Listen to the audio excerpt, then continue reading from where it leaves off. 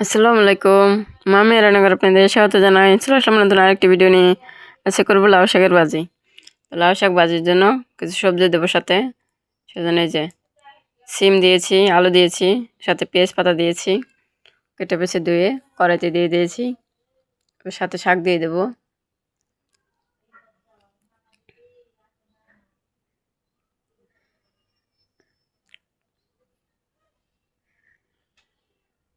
শাকটা দিয়ে দিয়েছি, সাথে লবণ দিয়ে দেবো। এবার ঢাকা দিয়ে সময় নিয়ে সিদ্ধ করে নেব।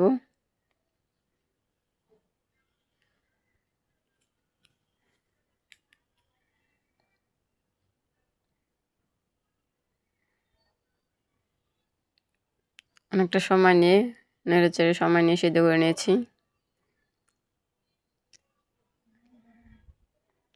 এবার ওটা তুলে রেখে তারপরে যে এবার শাকটা ভেজে নেব। সেই জন্য যে কড়াইতে তেল দিয়ে দিয়েছি, সরিষার তেল।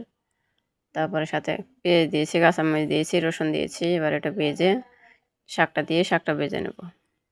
যদি ভিডিওটি ভালো লাগে তাহলে অবশ্যই লাইক কমেন্ট করবেন, চ্যানেলকে সাবস্ক্রাইব করবেন, ভিডিওটি শেয়ার করবেন।